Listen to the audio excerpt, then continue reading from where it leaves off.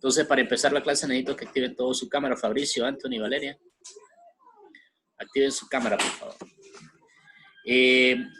Cuando hablábamos de las teorías del origen del hombre americano, mencionamos la teoría del estrecho de Bering, que es que hace aproximadamente 40.000 años había un periodo de una era glaciar donde estaba congelado el mar de Bering, y por ahí los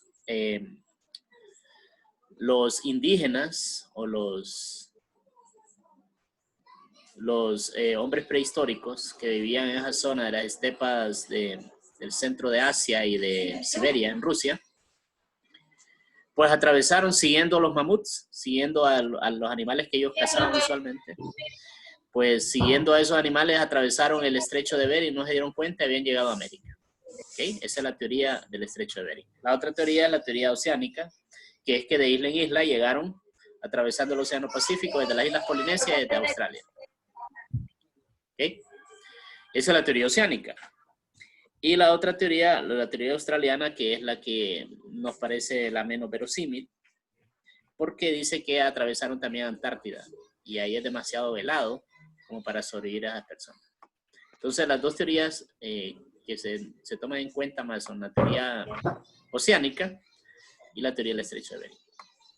Entonces, con esas teorías, básicamente, ustedes pueden tener una idea, una noción de cómo fue el poblamiento de América. Ahora bien, luego decía responda, y ahí donde dice responda, dice, ¿cuál es la diferencia entre la primera y la segunda ola migratoria? Entonces la respuesta, por si no la tienen, es, estamos en la página 131. La primera ola se dedicaba a la recolección de frutos, caza y pesca. La segunda estaba compuesta por cazadores y semi-experimentados.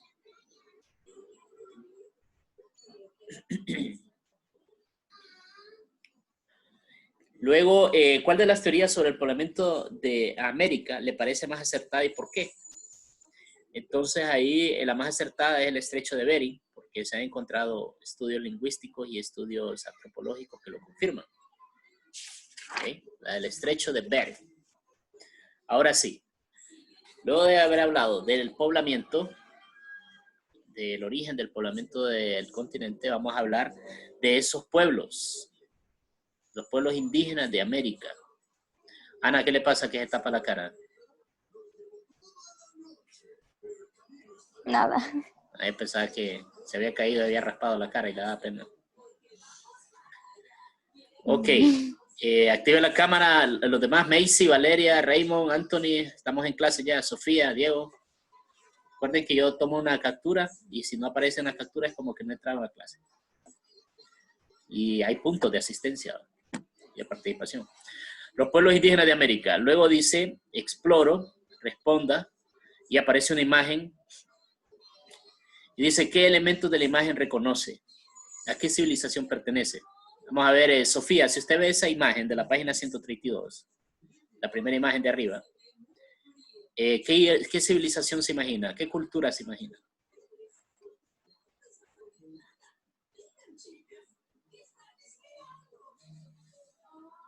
Creo que Sofía anda dormida todavía.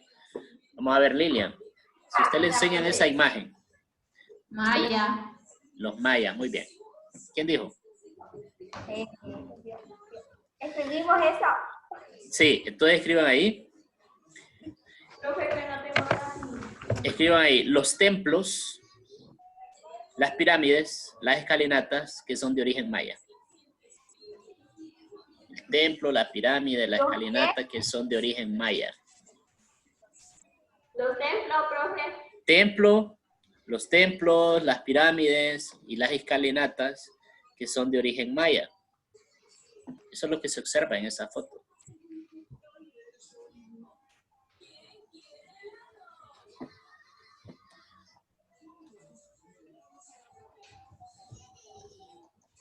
Ahora, eso quiere decir que en América hay una gran cantidad de sitios arqueológicos, de vestigios, de civilizaciones que nos pueden dar pistas de cómo eran esos indígenas, cómo vivían, qué creían, qué comían, qué hacían. Entonces es sumamente importante profundizar ese tema. Por eso dice aprendo, y léalo ahí, Valeria, donde dice aprendo, el primer párrafo. Antes de la conquista europea, los pueblos indígenas de América se desarrollaron en dos focos. Una fue Mesoamérica y el otro la región andina. Mesoamérica fue una área geográfica y cultural que incluía los actuales territorios de Guatemala, Belice, parte de El Salvador, Honduras y el centro y sur de México. En esta zona vivieron los mayas y los aztecas. Muy bien, estamos hablando de que antes de que llegaran los europeos, los pueblos indígenas se desarrollaron en Mesoamérica y, bueno, las más importantes civilizaciones se desarrollaron en Mesoamérica, que son los mayas y los aztecas, y la otra gran civilización se desarrolló en América del Sur, que se le conoce como la región andina, ahí a los incas. Entonces, Mesoamérica, que así se le llama, a la parte que está del sur de México, incluida la península de Yucatán, y que llega hasta Honduras y una porción pequeña de Nicaragua, ahí las dos civilizaciones, maya y azteca, fueron donde tuvieron el mayor auge, ¿verdad? Mayor desarrollo, lograron cosas grandes. Entonces es un área cultural que incluye Guatemala, Belice, El Salvador, Honduras y el centro y sur de México. Ahora, los mayas y los aztecas son la civilización más cercana que teníamos nosotros. Y de los mayas incluso teníamos una ciudad maya aquí en lo que actualmente es Honduras. Pero los mayas no solo vivían ahí en Copán. Los mayas también vivían alrededor del lago Yohoa. Incluso los arqueólogos han encontrado vestigios de los mayas en las islas de la bahía. Que también los mayas se movían a través del comercio. Ellos buscaban rutas comerciales y construían canoas para ir a través del océano a las islas. ¿Okay? Entonces los mayas no son los que estaban ahí en esos templos de las islas de Copán, sino que se movían en Honduras, se movían hacia México también, a la península de Yucatán. Tenían ciudades en lo que ahora es El Salvador, en Guatemala, en Honduras. O sea, era una civilización que abarcaba al mínimo 3 países. ¿Okay? Entonces era una civilización bien grande. Y bien activa. ¿Okay? Ahora, en el siguiente párrafo, léalo Diego Sánchez, la región andina.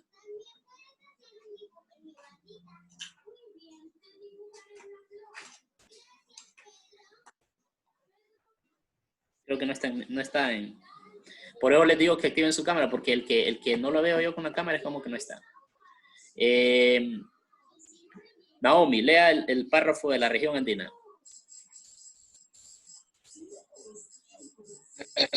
La región andina debe su nombre a la cordillera de los Andes, en América del Sur. En esta zona se desarrolló el imperio más complejo y sofisticado del continente americano, el imperio Inca. Este se extendía a lo largo de la costa del Pacífico y de la cordillera de los Andes, desde el norte del actual Ecuador hasta el noroeste del actual territorio argentino y el centro de Chile. A continuación se describen los principales aspectos de estos pueblos. Ok, entonces hablamos que la región andina, que es otra región cultural también, se desarrolla ahí cerca de la cordillera de los Andes. Y ahí el imperio Inca era el más importante, el más poderoso, el que influía en todos los demás pueblos. Y desde el norte y de los Andes hasta el actual Ecuador, hasta allá Argentina, Chile, ahí vivían y controlaban los incas. Y habían otros pueblos como los mapuches, los quechuas, que estaban sometidos a estos pueblos, al imperio inca.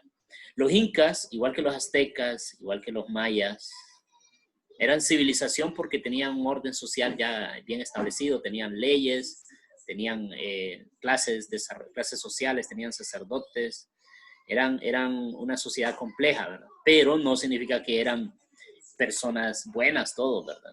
Porque también se nos vende una historia donde se nos dice que los indígenas eran buenos y los españoles eran malos y vinieron a hacer estragos y los indígenas eran humildes.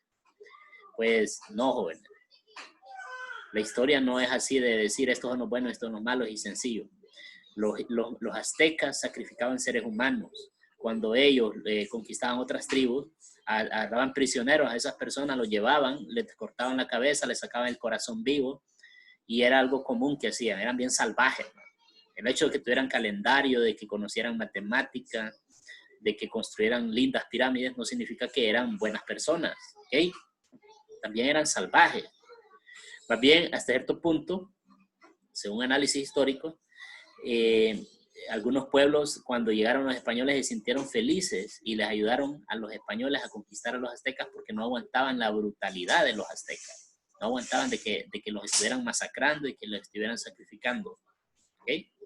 Entonces, no crean ustedes que eran mansas palomas. Para eso recomiendo que vean una película que se llama Apocalipto, que es una película que hizo Mel Gibson. Él la produjo. ¿Cómo que? Es que la película se llama Apocalipto y la hizo Mel Gibson. La película es muy buena. Habla de los pueblos indígenas de América y ahí van a ver ustedes toda la trama y cómo se comportaban. Una película un poco fuerte. Aunque ustedes sean menores de edad, la pueden ver, pero es bastante fuerte, bastante violenta. Se les voy a mandar el link ahí al grupo para donde la pueden ver. ¿Okay? Ustedes van a hacer un resumen de esa película. Entonces yo les voy a mandar el link al grupo. Un resumen de esa película. Sí, un resumen de una película se le llama una sinopsis. Entonces ustedes van a hacer una sinopsis de esa película. Bueno, eso. No, hombre, profe, yo quedé ya traumada porque vi un hombre comiéndose el corazón de un muchacho. Bueno, ahí van a ver la película. Yo les voy a mandar el link. Ajá.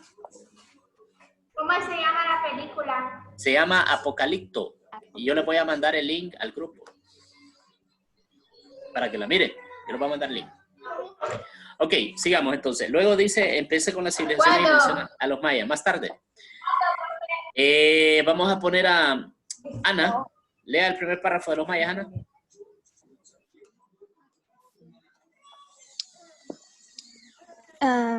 La mayor parte de los estudiosos cree que la civilización data de 205 a.C.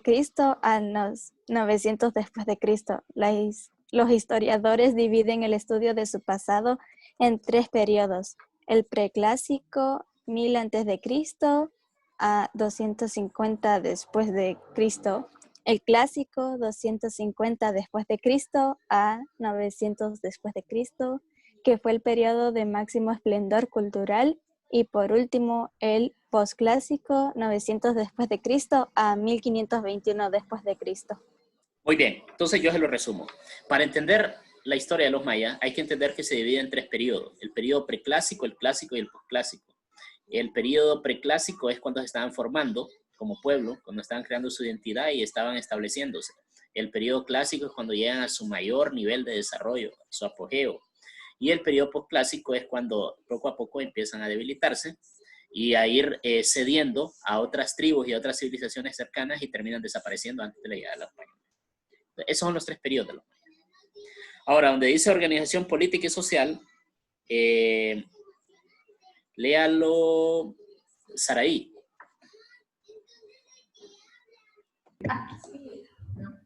Organización política y social. Sí, léalo.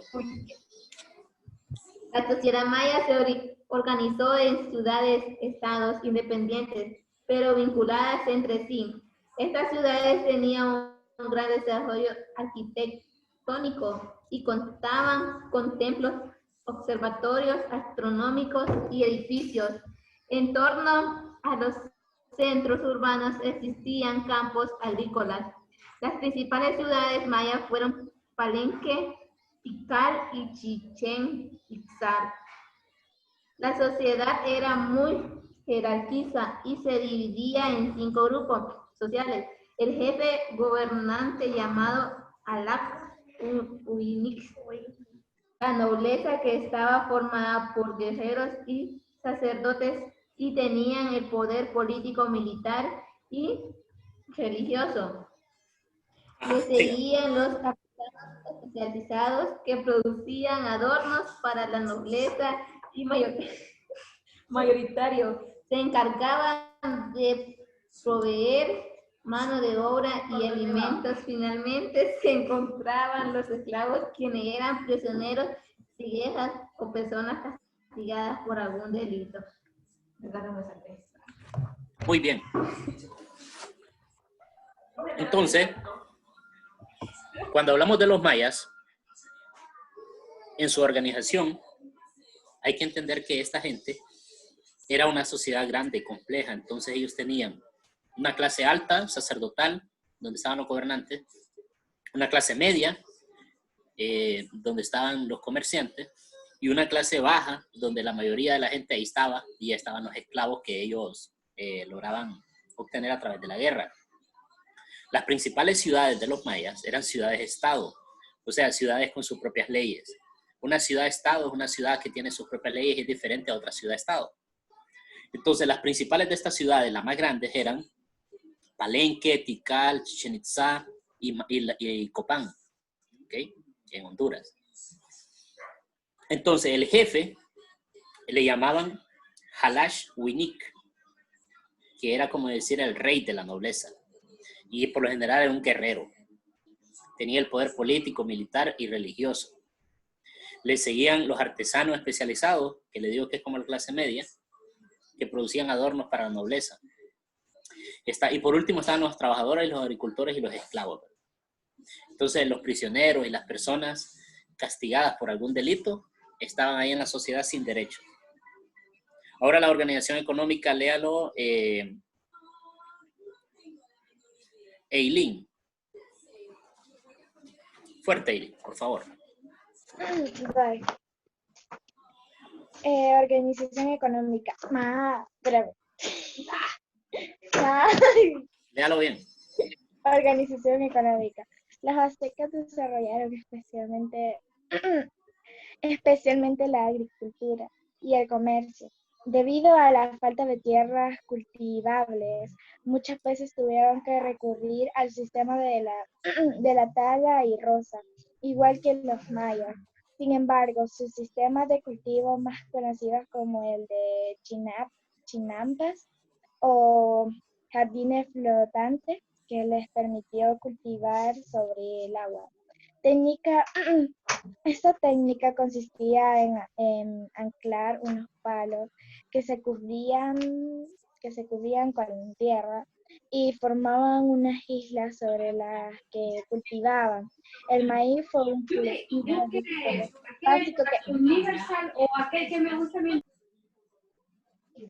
básico en la dieta azteca, compuestos también por frutas, verduras, pescados y mariscos.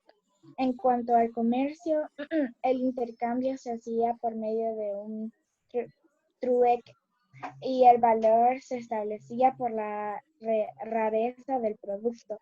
Con los mayas intercambiaban jade, plumas, caracoles de mar, cacao, miel y obsidiana. Ok. Entonces, mire, ¿qué es lo interesante aquí en la organización económica? Los mayas, al igual que los aztecas, habían logrado domesticar el maíz. Y el maíz era el eje, el punto central de su economía, porque del maíz dependían para sobrevivir.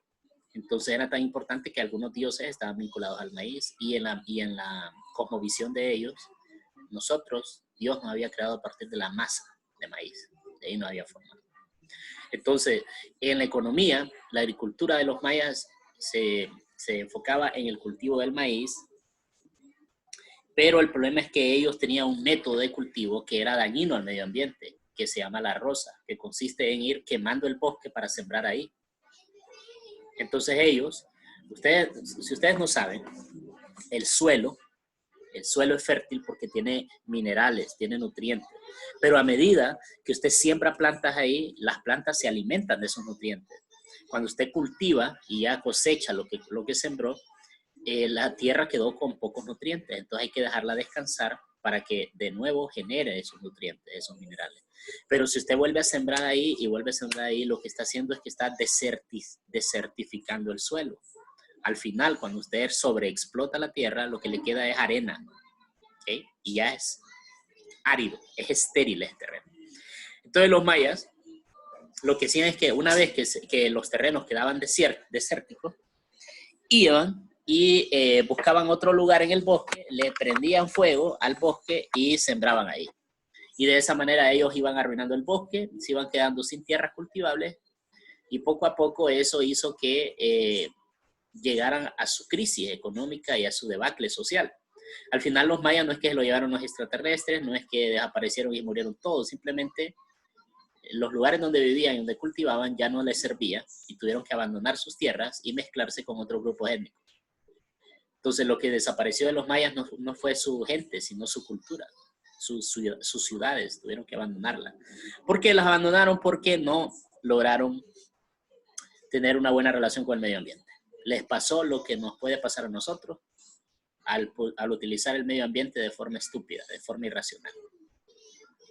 O sea, los mayas eran inteligentes con las matemáticas, con la astronomía, con la escultura, igual que nosotros actualmente tenemos tecnología y todo eso, pero a la hora de cómo lidiar con el medio ambiente no somos inteligentes, porque es algo que nos afecta a nosotros mismos.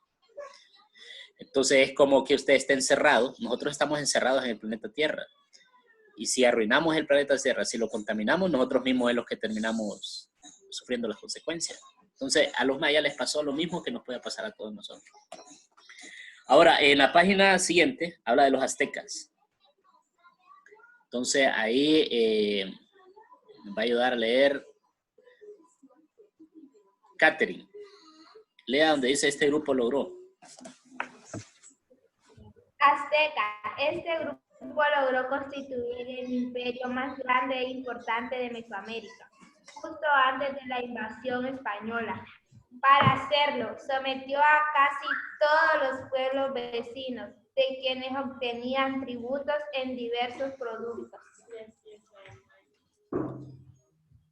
¿Ya? Siga. Johnny. Siga. ¿Qué les pasa? Organización social y política. Siga. Organización social y política.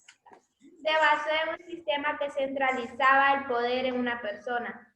El emperador o gran Tlatoani era el gobernante supremo, el principal jefe militar, juez y sacerdote. Tenía tierras y siervos a su servicio y era elegido por un consejo supremo conformado por los máximos jefes locales. Muy bien. Hasta ahí donde leyó usted, es algo bien parecido a los mayas. O sea, eran una civilización grande, tenían una gran cantidad de pueblos vecinos alrededor, con los que tenían comercio. Pero básicamente su sistema centralizaba el poder en una persona. Nada más que para los mayas se llamaba el Halashwini, para ellos se llamaba el Tlatoani, que era el gobernador supremo, el principal jefe militar, juez y sacerdote, igual que los mayas. Tenía tierras y siervos a su servicio y era elegido por un consejo supremo. O sea, los aztecas y los mayas eran imperios. Bueno, en el caso de los aztecas era el imperio más grande de Mesoamérica. Tenían sometidos a una gran cantidad de pueblos. Ahora, ¿cómo hacían para controlar un territorio tan extenso? Bueno, los aztecas contaban con un ejército muy bien disciplinado y un sistema político ordenado para que los demás pueblos les pagaran tributos. ¿Saben lo que son los tributos? Naomi, ¿qué son los tributos? No sabe, son los impuestos. Para los aztecas, su principal institución era llamado el Calpulli, un grupo de campesinos que reconocían un ancestro común. Eran politeístas, creían en la existencia de muchos dioses, igual que los mayas, pero tenían un dios principal que era Huitzilopochtli. ¿Okay? Huitzilopochtli. Para los mayas, su dios principal era Akin. ¿Okay? Para los aztecas era Huitzilopochtli. Ahora, en su organización económica, los aztecas desarrollaron especialmente la agricultura y el comercio. Debido a la falta de tierras cultivables, muchas veces tuvieron que recurrir al sistema de tala y roza, que era lo que hacían los mayas. Ese error también lo cometían los aztecas. ¿Okay? Al igual que los mayas. Sin embargo, su sistema de cultivo más conocido fue el de las chinampas. ¿Han escuchado hablar de las chinampas ustedes? Las chinampas son islas artificiales creadas en los lagos, creadas en las lagunas, donde se siembra sobre el agua. Se crea una isla artificial y ahí se siembra. Son las famosas chinampas. Esta técnica consistía en anclar unos palos que se cubrían con tierra y formaban una isla sobre la que cultivaban. El maíz fue un producto básico en la dieta azteca, igual que los mayas. También cultivaban frutas, verduras, pescado, marisco. En cuanto al comercio, se hacía con el trueque. El trueque, saben que es cambiar una cosa por otra, ¿verdad? Cuando no existía una moneda o dinero, entonces ellos llevaban por ejemplo, si tenían carne de animal que habían cazado, la cambiaban por maíz. Le decían, mira, yo aquí traigo la carne de un tapir que matamos, te la cambio por tanta cantidad de maíz. Entonces ahí ellos se ponían de acuerdo cuánto le iban a dar. Eso es el truco. Con los mayas intercambiaban jade, plumas, caracoles de mar, cacao, miel y obsidiana. Recuerden que aquí no se había inventado el azúcar, la caña de azúcar no la habían traído los españoles, entonces endulzaban todo con miel. Por eso la miel era bien importante. Los mayas tomaban chocolate caliente, porque el chocolate es originario de América, nada más que ellos en vez de ponerle miel, le ponían chile, chocolate con chile. El chocolate por sí, el sabor del chocolate es amargo, no es dulce. Ustedes cuando comen un chocolate lo sienten dulce porque ya le han metido un montón de azúcar, pero el sabor del chocolate es amargo. Los aztecas eran especialistas en esto del chocolate. Igual, la gastronomía actual de México está basada en buena parte en esa gastronomía prehispánica. Es muy rica en gastronomía México. Ahora bien, hasta ahí nos vamos a quedar, no nos da tiempo de ver los incas porque tenemos que recibir la clase cívica. Pero la tarea de ustedes va a ser, y anoten ahí su asignación, leer sobre los incas, la página 133 y 134. Ustedes van a leer la página 133, la 134, y de la 135 hasta donde dice orfebrería. O sea, van a leer sobre los incas y los chibchas. ¿Ok? ¿Hasta dónde, profe? Hasta donde dice, hasta la página 135 van a empezar a resolver la actividad de ahí. La práctica de la página 135. Me la van a mandar una foto resuelta. Van a mandar una foto resuelta. Y eso es la primera asignación, va a leer y resolver la página 135. Y la otra tarea es sencillo. Me van a dibujar ese mapa que está aquí de los viajes de Cristóbal Colón. ¿Cuál mapa? ¿Cuál mapa, profe? Ah, sí. El de la 137 lo dibujan en su cuaderno. Profe. Diga. Ok. Entonces, lo único que van a hacer es leer de los incas y de los chibchas que está ahí en el libro y resolver la actividad. Y luego dibujar el mapa de la página 137. En la siguiente clase yo les voy a ayudar a ver si está bien hecho o no está bien hecho lo que ustedes resolvieron de esa página. Porque yo tengo que explicar sobre los incas y los chibchas, a qué se dedicaban, cómo estaban organizados. Entonces aquí nos quedamos y ya les mando el link para Cívica. Entonces estén pendientes ahí en el grupo. Ya les mando el link. Chequen. Adiós.